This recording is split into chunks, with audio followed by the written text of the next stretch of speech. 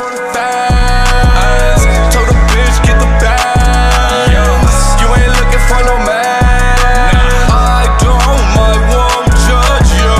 I can't hurt you. She only loves these things. What's good, everybody? I'm Brandon. Today I'm about to do a video from VinnyTube. This one right here is titled Top 10 Hunter x Hunter Moments. Yeah, y'all requested it. Don't trip, you know I got y'all. So these are just the top 10 moments. Not like the top 10 fights, just the overall top 10 moments. It's a 14-minute video. So with that being said, I'm probably not gonna pause it like that unless I have something extremely important to say. You feel me? Before I hop into it, nigga, let's just hop on into it. Before we continue, I'd like to give a shout out to the sponsors of this video, Cross Chronicle. Fuck y'all sponsors, bitch. The 11 reboot of the 1999 original based on Yoshihiro Togashi's manga is 148 episodes long. As we've seen with long-running series, they suffer from an inevitable drop in quality. Over time, plot lines tend to get unimaginative, characters get tired and stop evolving, and even the animation suffers too. It's a disease that gets to the best of them. Thankfully, Hunter x Hunter doesn't go through that. The retelling of the story of Gon Freaks, a young boy whose dream of being a professional hunter takes him on a path of adventure and danger, starts pretty slow. But as the naive and infectiously enthusiastic Gon makes new friends and enemies along the way, the show gets better and better with each episode and each arc. Initially light-hearted, it gets progressively darker until the line between the good and bad guys are so blurred, you just don't know what to think. Oh the shit! Tight, I want to watch it. It sounds good. Out and memorable, and the change in tone never seems contrived. The action sequences, the holy grail of shonen shows, never let you down. Efficiently crafted and never dull, Hunter x Hunter also has moments of pure brilliance that shock and awe. It's only appropriate that we dedicate today's video to the top 10 moments from the show.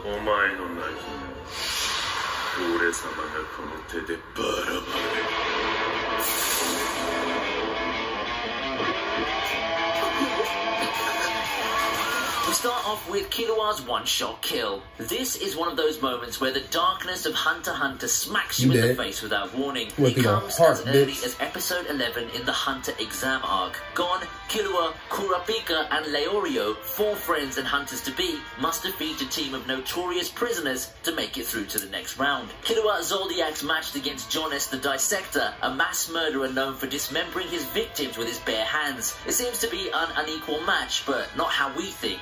In a flash, Killua plucks Jonas' heart out of his chest with his bare hands, leaving his teammates terrified. Oh, shit! Who explains to them calmly that Killua is from a family of elite assassins. It's hard to believe the easygoing kid we first saw riding a skateboard is a cold-blooded murderer for hire, whose kill switch may come on at any time. This nigga took his heart, cuz. Sound like me, that's what I do to bitches. Take their hearts. Eat them for dinner. Alright, let me start. Leorio, who looks much older than his teen years, is a big brother figure to Gon and the rest of his friends. He takes this role very seriously, and this becomes clear in episode 140, when he lectures Jing for being an absent father to Gon. Jing abandoned Gon as a baby to pursue a career as a hunter, and while Gon bears him no ill will and even aspires to be like him, his friends aren't too thrilled with Jing's parental neglect. Leorio is enraged when Jing refuses to commit to visiting Gon, who's barely held on to his life and sanity after a particularly bruising battle and is in hospital. He channels his anger into one immensely satisfying Nen-powered punch to Jing's smug face. Gotta say, you deserve that, Jing. How the fuck you do that? So his punch teleports you? Is this nigga about to take more hearts?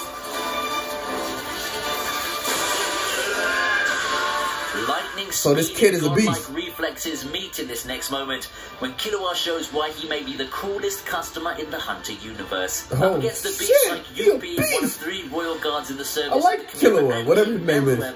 Killua goes into Godspeed mode, an ability that, as its name suggests, allows him to move and react above and beyond the limits of his body for a short period of time. Transformed into a silver streak of raw power, he hits Yuppie with a barrage of Nen-powered electric attacks to which the much stronger and bigger Chimera Ant has absolutely no answer. It's one of the coolest David and Goliath clashes in the series. Yeah, this shit looks tight. It also serves as a reminder of Killua's dark past.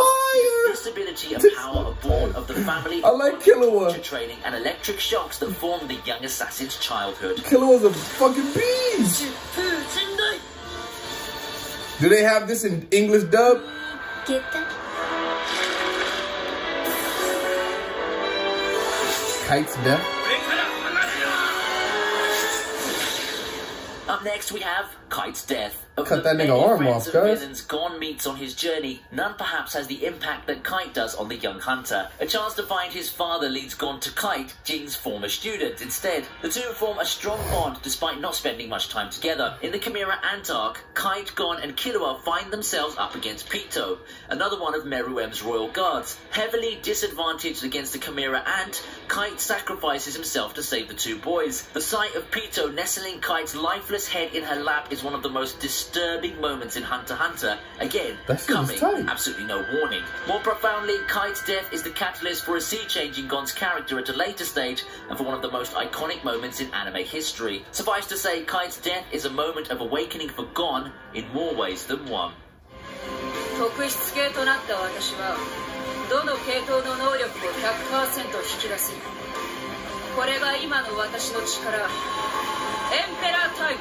Okay. If What Killua's is Emperor Godspeed time? is awe-inspiring but not altogether surprising, Kurapika's Emperor time is just as amazing and quite unexpected. The lone survivor of the Gotha clan bears a deep grudge against the Phantom Troop, a gang of thieves who massacred his people for their scarlet eyes. This thirst for revenge shapes much of Kurapika's character, and his Nen ability, which takes the form of 5 chains on his right hand that have been specially conjured to bring down the spiders, as the troop members are called. In the battle against Uvogin, Kurapika reveals a frightening power that elevates the thinking hunter to a terrific combatant, which many of us may not have expected. Emperor time takes over when Kurapika's eyes turn scarlet, transforming the natural conjurer into a specialist with 100% control over all 6 Nen categories. It's a power that doesn't quite fit the young man with a gentle voice. Okay. While on the one hand, Kurapika uses Emperor time at a great risk to his own life, on the other hand, he offers to spare Uvogin's life if he answers his questions with honesty. This duality is a masterful summary of Hunter x Hunter's innate ability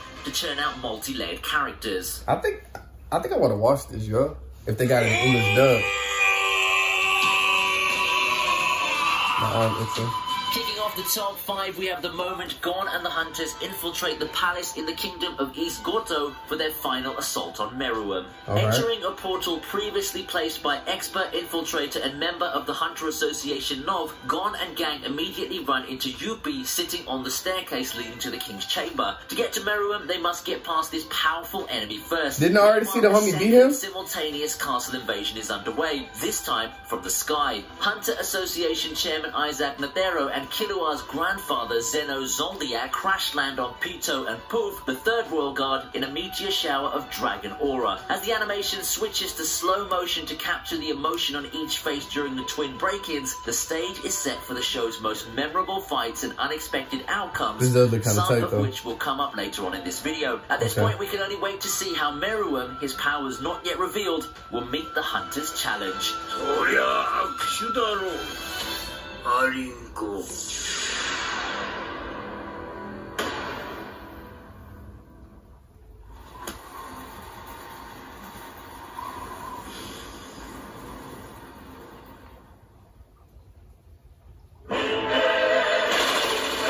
Oh shit, alright. Didn't expect that.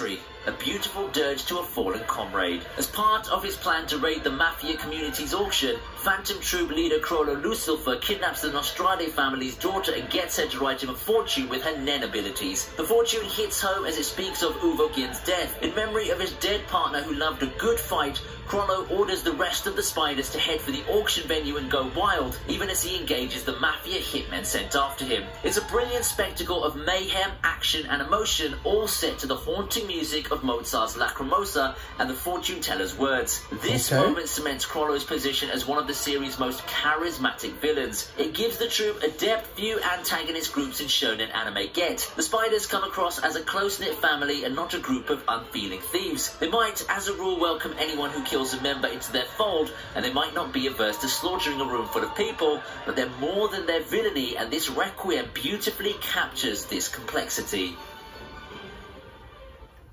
I didn't really understand that one, but okay. Just the Mafia people was killing people with Mozart playing. a moment of beauty to one of great sadness. At the beginning, it's hard to think of Meruem as anything but a murderous mutant whose first action is to kill his mother. But a single chance encounter with the blind and clumsy Komugi turns his character completely on its head. What starts off as a game to kill time takes Meruem on a journey. He got the tail with the fucking as it does us. It's fascinating the fucking needle attached to it. Grow a heart and to be brought to his knees, not by a skilled hunter, but a defenseless human girl. At the risk of giving away the story, Meruem, close to death and almost blind after an epic final battle, seeks out Komugi, who's also fatally wounded. The chapter on their unlikely friendship closes with a final game of Gungi that's sure to bring tears to the most hardened hearts. Making an antagonist like Meruem capable of such raw emotion and making it believable is perhaps one of Hunter x Hunter's biggest achievements. おやすみなさい、メルエム。私もすぐ行きますから。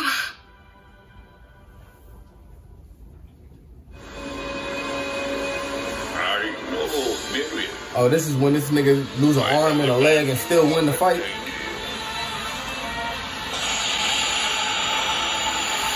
He look evil as fuck.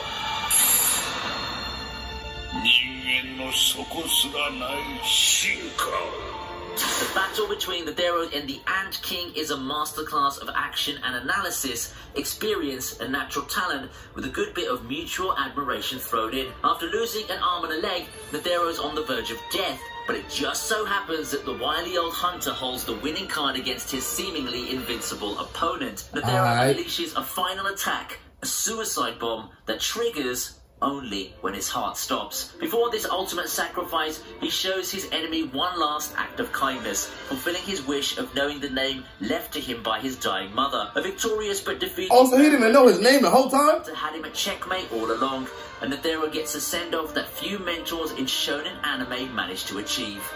So, Kisama wa...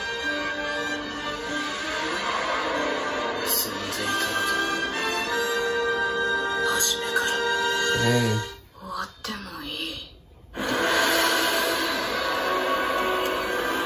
About time they show something about Gon. Isn't he the main character? Already noticed the hero of this series, Gon, is barely featured on this list. Yeah. More changes right now. The most memorable moment in Hunter x Hunter belongs to the boy whose story this is, after all. It also ties up with another moment earlier on the list, Kite's death. In the inevitable fight to the death between Gon and Pito that we knew was coming, Gon's forced to face the truth of Kite's death. But instead of acceptance and sorrow, he's overcome by grief and hate and snaps, setting off undoubtedly the most terrifying transformation in anime history. Sacrificing his life energy and all of his nen abilities, Gon turns into an older, stronger, and altogether unrecognizable version of himself. Me Gon too. is the light from That's his what eyes. happened to me. Only a blind desire. Everybody asks what happened to Brandon. That's what happened.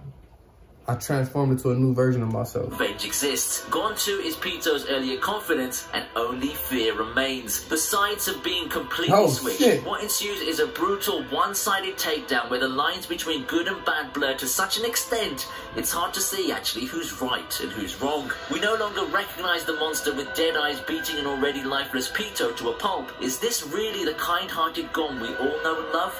Will he ever be back?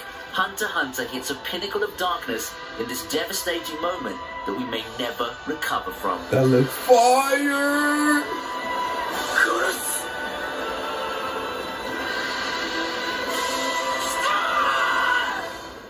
Hunter x Hunter look fire, nigga. I might have to watch it if they got it English dub. I mean, you know what I'm saying? Reading subtitles is cool. The only thing that sucks is I just can't watch it while I'm faded. You know, sometimes I like to watch shows when I'm faded. Anyway, this shit was fire. Great job from VinnyTube. I like the way that you explained it because, yeah, if you would have just shown me shit without like any context, I would just be like, okay. But you explained it very well. Good job. Thank y'all so much for requesting it. Let me know what y'all thought down in the comments. Don't forget, like, comment, subscribe. Peace.